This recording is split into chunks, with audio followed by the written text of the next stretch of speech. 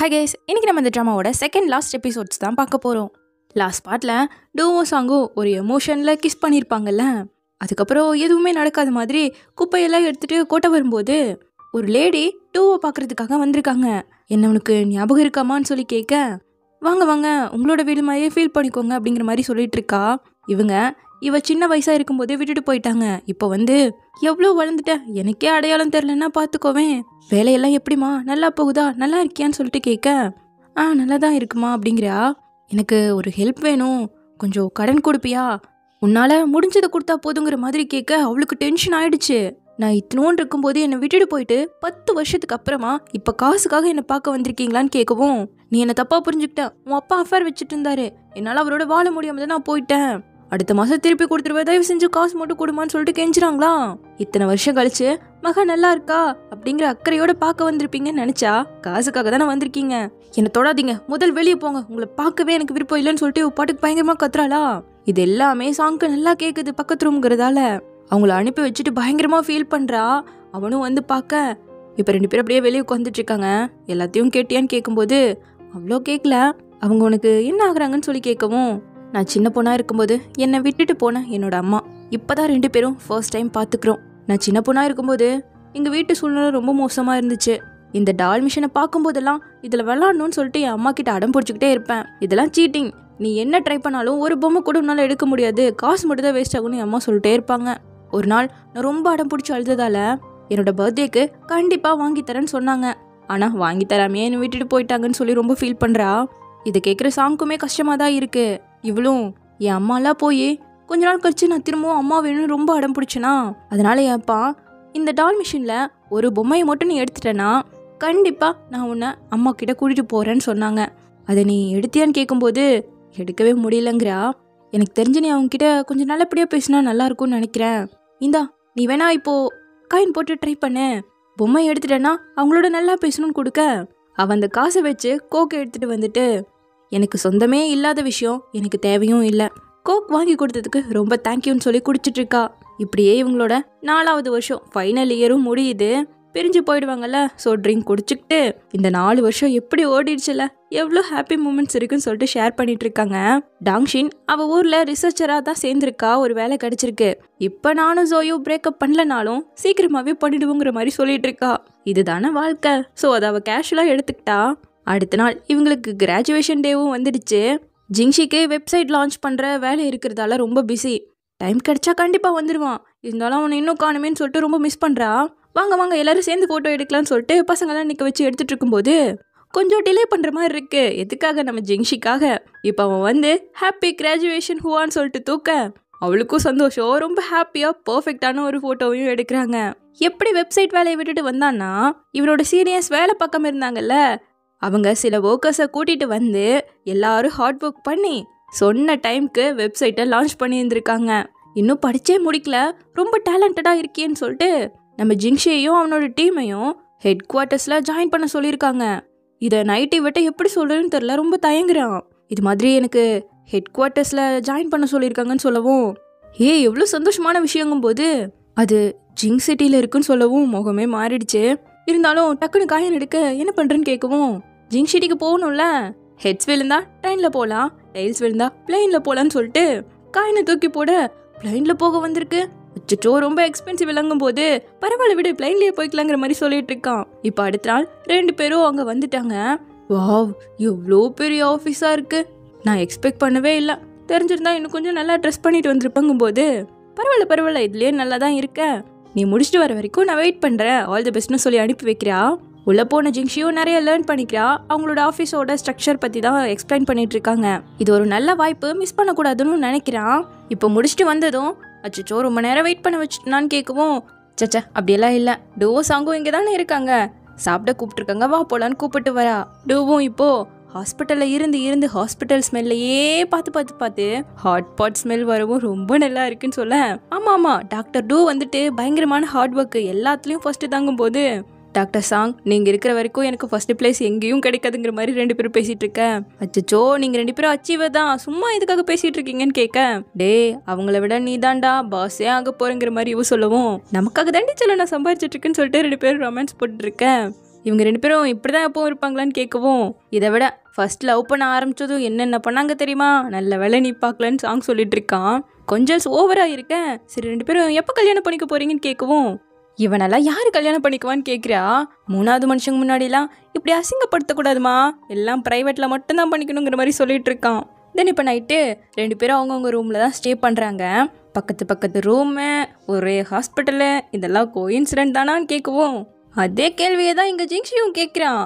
சாங்கோ சத்தியமாடா எல்லாமே கோஇன்சிடென்ட் தான் சொல்ல, எனக்கு என்னமோ 2 பேரும் விதியாலேயே ஒன்று சேர்க்கப்படுற மாதிரி இருக்கு.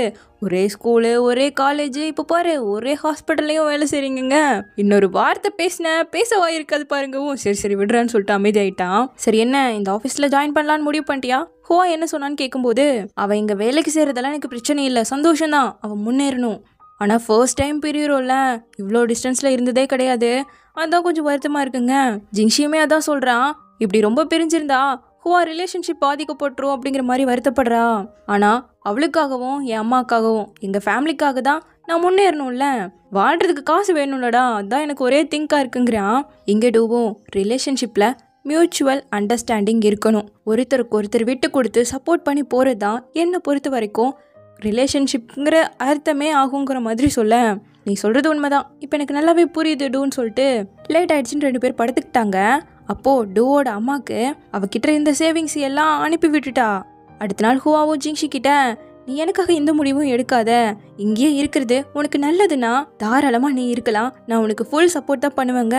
ஒருவேளை என்னோட இந்த முடிவு தப்பாக போயிடுச்சுன்னா என்ன பண்ணுறதுன்னு கேட்கவும், அப்படி தப்பாயிடுச்சுன்னா 2 பேரும் சேர்ந்து சரி பண்ணலாம், நமக்கு இன்னும் நிறைய டைம் இருக்குன்னு சொல்லிட்டு நைட்டு கிளம்புறதுக்காக பேக் பண்ணிட்டு இருக்கா.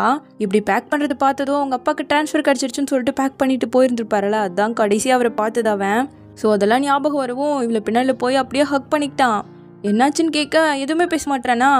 வருத்தப்படாத, அடிக்கடி கால் பண்ணலாம், டைம் கிடைக்கும் போதெல்லாம் மீட் பண்ணலாங்கிற மாதிரி சொல்லிட்டு 2 பேரும் அப்படியே கட்டி பிடிச்சிக்கிட்டு இருக்காங்க. தென் இப்போ நம்ம ஜிங்ஷியோ அவனோட திங்ஸ் எல்லாம் எடுத்துகிட்டு வந்துட்டான். சாங்கோடு தான் ஸ்டே பண்ண போகிறான். இங்கே ஜோயோ அந்த சீனியர் பொண்ணுன்னு சொல்லிட்டு இவங்க 3 பேரும் ஒரு டீமு. என்ன ஒரு பிரச்சனைனா, இப்போ இவங்களோட வெப்சைட்டை மாற்றலான்னு முடிவு பண்ணிட்டாங்க. இப்போ இவங்க ஓல்ட் புக்ஸ் எல்லாம் தான் அந்த வெப்சைட்டில் சேல் பண்ணிட்டுருக்காங்க. அதுக்கு பெருசாக ப்ராஃபிட் வரதில்லை, ஸோ வேறு பிளான் பண்ணலாங்கிற மாதிரி சொல்லிட்டாங்களா. இது இவனால் ஏற்றுக்கவே முடியல. ஸோ மேனேஜர் கிட்ட போய் ரொம்பவே கெஞ்சிரானா. அதனால அவரும், உனக்கு 15 நாள் டைம் தரேன், எல்லாருக்கும் பிடிச்ச மாதிரி ஒரு பிளானை கொண்டு வா, அப்படி இல்லைனா நீ இந்த ஆஃபீஸை விட்டே போயிடணுங்கிற மாதிரி சொல்லிட்டாங்க. இருந்தாலுமே ஜோயுவும் அந்த சீனியர் பொண்ணும், உன் மேலே எனக்கு நிறைய நம்பிக்கை இருக்குங்கிற மாதிரி ஹீரோக்கு தான் சப்போர்ட் பண்ணுறாங்க. இங்கே நம்ம ஹீரோயினும் இப்போ பிஜிக்கு ஜாயின் பண்ணிட்டா. இந்த ரிசர்ச் டீமில் தான் அந்த சீனியர் பையனும் இருக்கான், இவளை லவ் பண்ணால. அங்கே ஒரு பிஹெச்டி ஸ்டூடெண்ட்டும் இருக்க, அவர் தான் நம்ம ஹீரோயினை கைட் பண்ணுவார், நல்லா பார்த்து சொல்லி கொடுத்துருப்பாங்கிற மாதிரி சார் சொல்லிட்டு விட்டுட்டு போயிட, அந்த சீனியர் பையனுமே ஹீரோயினை பார்த்து, முன்னாடி நடந்ததெல்லாம் மறந்துடு, நார்மலாக பேசலாங்கிற மாதிரி சொல்ல, சரி ஓகேன்னு சொல்லிட்டான். இப்போ நம்ம ஹீரோயினுக்கு தான் கால் பண்ணி பேசிகிட்டு இருக்கான். சொல்லாத பிளானை சொல்லி காம்ப்ரமைஸ் பண்ண ட்ரை பண்ணிட்டு இருக்காங்க போது, நீ காம்ப்ரமைஸ் ஆகாதுடாங்கிறா. ஆக மாட்டேன், வேற ஏதாவது தான் பார்க்கணும். சரி உனக்கு எப்படி போயிட்டுருக்குன்னு கேட்க, நான் இங்கே லேப்லலாம் ஜாயின் பண்ணிட்டேன், இந்த சீனியர் இருக்கார்ல அவரும் இங்கே தான் இருக்காரு, 2 பேரும் சேர்ந்து தான் எக்ஸ்பெரிமெண்ட்லாம் பண்ணுற மாதிரி இருக்குன்னு சொல்ல, இவனுக்கு முகமே ஒரு மாதிரி ஆயிடுச்சு, பிடிக்கல. இருந்தாலும் உன்னோட ஸ்டடீஸ் ரொம்ப முக்கியம் இல்லை, நான் உனக்கு சப்போர்ட் பண்ணுவேங்கிற மாதிரி வாய் தான் சொல்லுது. இப்போ அடுத்த நாள்லேருந்து நம்ம ஹீரோயினும் லேப்க்கு வர, அந்த பிஹெச்டி ஸ்டூடெண்ட் இருக்கான்ல, அவன் ஓவராக வேலை கொடுத்துட்ருக்கான் நம்ம ஹீரோயினுக்கு. ஏதோ அதை எடுத்து வை எக்ஸ்பெரிமெண்ட் பண்ணுங்கிறது சொன்னால் பரவாயில்ல, அவனோட தீசஸையும் எழுதித்தான்னு சொல்ல, சீனியர் இது ரொம்ப தப்பு, உங்களோட ஒர்க்கை நீங்கள் தான் பண்ணணும், உங்களுக்காக நல்லா எழுதி கொடுக்க முடியாது, தெரிஞ்சிடுச்சுன்னா நம்ம டீம் பேரே கெட்டு போயிடும்னு இவ சொல்ல, நான் சொல்கிறத மட்டும்தான் நீ செய்யணுங்கிற மாதிரி அதட்டவும் என்னால் முடியாதுன்ட்டு போயிட்டா. இதை பார்த்தா அந்த சீனியர் பையனும் நான் வேணா உங்களுக்கு ஹெல்ப் பண்ணுறேன், அவள் சின்ன பொண்ணு ஏதோ பேசிட்டா, கண்டுக்காதீங்கிற மாதிரி சொல்ல, ஓஹோ அவள் வேலையை அவள் பண்ண மாட்டான், நீ பண்ண வரையா, அப்போ இந்த வருஷம் எண்டில் மெடிக்கல் ஃபார்மசி ஃபோரம் அட்டன் பண்ணுறல, அதை பண்ணாத, உன்னோட ஜூனியரையே கேர் பண்ணிட்டு இருந்துக்கோங்கிற மாதிரி திட்டிட்டு போகிறாரு. காலேஜ்லலாம் ஒரு சேஃபான சர்க்கிளில் இருந்து இப்போதான் அவங்க உண்மையான ரியாலிட்டியவே ஃபேஸ் பண்ண ஆரம்பிக்கிறாங்க. அவங்க வாழ்க்கையை அவங்க தானே வாழ்ந்தாகணும். ஸோ ஒரு பக்கம் நம்ம ஹீரோயினும் ரொம்ப ஹார்ட் ஒர்க் பண்ணுறா, அதே போல் ஜிங்ஷியும் ரொம்ப ஹார்ட் ஒர்க் பண்ணுறான். அதிகமாக பேசலாம் முடியறதில்ல, இவ கூப்பிட்ற நேரம் அவன் பிஸியாக இருக்கிறான். அப்படியே டூவை காட்ட அவளுக்கு போலீஸ் ஸ்டேஷன்ல இருந்து கால் வந்திருக்கு. அவங்க அம்மாவை பத்தி ஏதோ சொல்றாங்க போல. நான் அவங்களுக்கு என்கிட்ட இருந்த காசை கூட கொடுத்தேன், ஆனா அவங்க இப்படி பண்ணிட்டாங்கன்னு ஃபீல் பண்ண. சாங்கோ காயினை கொடுத்து ஒரு டைம் அந்த மிஷின்ல ட்ரை பண்ணுங்க, அவ வாங்கவே மாட்றா. இப்ப அவனே போய் அதை உள்ள போட்டு எடுக்க ட்ரை பண்ண, எடுக்க முடியலையா. ஸோ அவளும் வந்துட்டேன். அடுத்து ஒரு காயினை போட்டு ட்ரை பண்றா, எடுக்க முடியல. திரும்பவும் இப்ப ட்ரை பண்ணுன்னு இன்னொரு காயினை போட இந்த டைம் எடுத்துட்டா. அவ்வளோ ஒரு சந்தோஷம், ஏதோ பெருசா சாதிச்ச மாதிரி ஃபீல் பண்றா. அவளுக்காக சாங்குமே அவ்வளோ சந்தோஷம் பண்றா. ரெண்டு பேரும் ரொம்ப சந்தோஷமா இருக்காங்க. ரொம்ப வருஷத்துக்கு அப்புறமா சாங் இவ்வளோ சந்தோஷமா சிரிக்கிறான். இவங்க ரெண்டு பேரும் சேர்ந்தா கூட ரொம்ப நல்லா தான் இருக்கும். அப்படியே இங்க ஹுவாவை காட்ட அவளுக்கு கொஞ்சம் உடம்பு முடியல.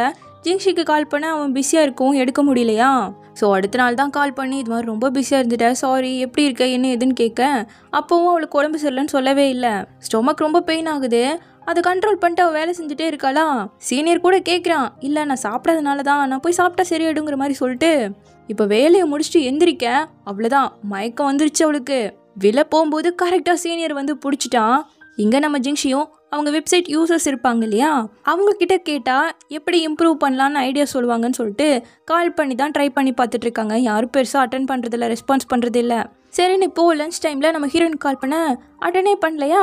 அவள் இங்கே ஹாஸ்பிட்டலில் இருக்கா, ஐவி போட்டிருக்காங்க. இப்போ வீடியோ காலை போட்டவன் ஹாஸ்பிட்டலில் இருக்கான்னு தெரிஞ்சதும் என்னாச்சு உனக்குன்னு சொல்லிட்டு பயங்கரமாக ஷாக் ஆகிட்டான். ஒன்றும் இல்லை, மார்னிங் சரியாக சாப்பிடல, அதனால தான் மயக்கம் வந்துருச்சுன்னு சொல்லிட்டு இருக்கேன். சீனியர் பையன் வந்து கரெக்டாக சாப்பாடு வாங்கிட்டு வந்து கேரிங்காக கொடுத்துட்டு என்ன ஜிங்ஷியாக பேசுகிறான். சரி சீக்கிரம் சாப்பிட்டு ஆறி போய்டுன்னு சொல்லிட்டு போக, நான் அவளை இருந்து பார்த்துக்க வேண்டிய இடத்துல அவன் இருந்து பார்த்துட்டு இருக்கானாங்கிற மாதிரி ஜிங்ஷிக்கு ரொம்பவே பிடிக்கவே இல்லை. இது இவ்வளோ தூரத்துலேருந்து அவனால் என்ன பண்ண முடியும். சரி நல்லா ரெஸ்ட்டுன்னு சொல்லிட்டு நேராக ரூமுக்கு வந்தவன் சாங் கிட்ட சொல்கிறானா, என் இடத்துல அந்த சீனியர் எப்படி இருக்கலாம்னு சொல்லிட்டு லைசன்ஸை எடுத்துட்டு காரை ரெண்ட்டுக்கு எடுத்து நான் ஹுவாவை இப்போவே பார்க்க போகிறேன்னு கிளம்ப, பார்த்து போயிட்டு வாடா நல்லபடியாக பாரு அப்படிங்கிற மாதிரி சொல்லி அனுப்புகிறான் சாங்கும். இங்கே நம்ம ஹுவாவும் ரெடி ஆகிட்டா. ஸோ கிளம்பும் போது பார்த்தா சீனியர் பையன் இன்னும் உட்காந்துருக்கான். வா வா நானே உன்னை ஹாஸ்டல் வரைக்கும் விடுறேன்னு வேற கூட்டிகிட்டு வரானா. கரெக்டாக நம்ம ஜிங்ஷியும் அடிச்சு பிடிச்சி வந்து சேர்ந்துட்டான். இப்படி அவளை அந்த சீனியர் பையன் விட்டுட்டு போகிறது பார்க்கவும் இவனுக்கு வெறி ஆகுது. இருந்தாலும் கண்ட்ரோல் பண்ணிட்டு, நான் இல்லாதப்போ என்னோட கேர்ள் ஃப்ரெண்டை ரொம்ப நல்லா பார்த்துக்கிட்டதுக்கு ரொம்ப தேங்க்யூ. நெக்ஸ்ட் டைம் இது போல் நடந்தா நீங்கள் அவளை பார்த்துக்க வேண்டிய அவசியம் கிடையாதுங்க. அப்போது அவள் அடுத்த டைம் மயக்கம் போட்டு விழுந்தானா இக்னோர் பண்ணிட்டு போகணுன்னு சொல்கிறியா? நிஜமா நீ அவளை லவ் பண்ணுறியா? அவளுக்கு உடம்பு சரியில்லாதது கூட உனக்கு தெரியலை. அவளோட கஷ்டமான சூழ்நிலையில் நீ கூட இல்லைன்னா மற்றவங்க அவளை கேர் பண்ணக்கூடாதுன்னு சொல்கிறதுக்கு உனக்கு எந்த அருகதையும் கிடையாதுன்னு சொல்லிட்டு போயிட்டான். இவன் வந்ததே தெரில நம்ம ஹீரோயினுக்கு. அவளே பாவம் முடியாமல் இப்போ தானே வந்திருக்கா. அந்த சீனியர் பையன் கால் பண்ணி நாளைக்கு ரிசர்ச் இருக்குது, மவுண்டனுக்கு போகணுங்கிற மாதிரி கூப்பிட இவ்வளோ சொல்லி பார்க்குற முடியாதுன்னு, நீ வர அப்படி இல்லைன்னா வேற ஆளாக கூப்பிட்டு போயிடுவேங்கிற மாதிரி ரொம்ப ரூடாக பேசுவோம். வந்து தொலைகிறங்கிறியா கடுப்பு. கரெக்டாக நம்ம ஜிங்ஷி நான் கீழே தான் இருக்குன்னு கூப்பிட அவ்வளோ ஒரு சந்தோஷம். துக்கமெல்லாம் தூளாகி ஆசாசியாக அவனை பார்க்க ஓடி வரா. ஏன்னா இந்த பக்கம் உனக்கு வேலை இருக்கும்ல அப்படிங்கிற மாதிரி கேட்க, உனக்கு உடம்பு சரியாச்சு எப்படி என்னால் பார்க்காம இருக்க முடியும்னு கேட்குறான். உன்னோட ப்ரொபோசல் எப்படி போயிட்டு இருக்குன்னு கேட்க, இன்னும் அது முடியவே இல்லைங்கிறான். அச்சோ எதுக்காக இப்படி வந்தேன், சரி நீ கிளம்ப நான் என்னை பார்த்துக்கிறேன், நான் நல்லா தான் இருக்குங்கிறாளா. ஹுவா உனக்கு உடம்பு சரியில்லைங்கிற விஷயத்த தெரிஞ்சுக்கிற கடைசி பர்சனாக நான் இருக்கக்கூடாது. எனக்கு பதிலாக உன்னை ஹாஸ்பிட்டலுக்கும் ரூமுக்கும் பத்திரமா கொண்டு வந்து விடுறது அந்த சீனியராக இருக்கக்கூடாதுங்க. அப்போ நீ எனக்காக என்ன பார்க்க வரல, அந்த சீனியருக்காக தான் இங்கே வந்திருக்குன்னு சொல்லிட்டு இவளுக்கு கோவம் வந்துருச்சு. அப்போ நீ என்ன சந்தேகப்படுற, என் மேலே உனக்கு நம்பிக்கை இல்லையான்னு கேட்கும்போது இல்லை இல்லை எனக்கு நம்பிக்கை இருக்குங்கிறான். நம்ம நல்லா பேசி எவ்வளோ நாளாச்சுன்னு உனக்கு தெரியுமான்னு இவளுக்கு அழுக வந்துட, நான் மட்டும் என்ன பண்ணுறது, அங்கே ஒர்க்குன்னு எவ்வளோ ப்ரெஷரில் இருக்குன்னு தெரியுமா, அதனால தான் பேச முடிய மாட்டேங்குதுங்க. ஜிங்ஷி உனக்கு மட்டும் டயர்ட் கிடையாது, எனக்கும் இங்கே வேலை இருக்குது. கிளாஸும் அட்டென்ட் பண்ணிட்டு லேப்க்கும் போயிட்டு கஷ்டப்பட்டு தான் இருக்கேன். இந்த சூழ்நிலையில் நாளைக்கு ரிசர்ச்காக வில்லேஜ்க்கு வேற போகணுன்னு சொல்லி கூப்பிடுறாங்க. நானும் இங்கே ரொம்ப டயர்டில் தான் இருக்குங்கும்போது அவனும் அப்படி பார்த்துட்டே இருக்கான். கரெக்டாக ஃபோன் அடிக்க ஆன்சர் பண்ணுங்கிறா. அந்த சீனியர் பொண்ணு தான் கால் பண்ணியிருக்கா. யூசர்கிட்ட கால் பண்ண ட்ரை பண்ணிட்டு இருந்தாங்க இல்லையா, அதில் ஒரு யூசரோட அட்ரஸ் கிடச்சிருச்சுன்னு சொல்லி அனுப்பி வச்சிருக்கா. சரி நான் பார்த்துக்கிறேன் அப்படின்னு சொல்லிட்டு இப்போ ஹுவா அப்படி சொல்லிட்டு கையை பிடிக்க, நீ முதல்ல திரும்பி ஊருக்கு போ, அங்கே உனக்கு வேலை இருக்குது, அது ரொம்ப முக்கியம். எனக்கும் நாளைக்கு வெளியே போகிறதால திங்ஸ் பேக் பண்ண வேண்டியது இருக்குன்னு சொல்லிட்டு கையை தட்டி விட்டுட்டு போயிட்டா. இவன் முன்னாடி இப்படி பேசினாலும் ரூமில் போய் கொஞ்சம் ரொம்ப ஃபீல் பண்ணுறா, அழுகிறா. அதே மாதிரி தான் ஜிங்ஷிக்கும் இருக்குது. என்ன பண்ணுறது, வேலை வேறு முக்கியம் இல்லையா. ஸோ கிளம்பிட்டான். ஸோ இப்படியே இந்த எபிசோட் முடியுது. நெக்ஸ்ட் இதனோட ஃபைனல் பார்ட் யாரும் மிஸ் பண்ணிடாதீங்க. தேங்க்யூ.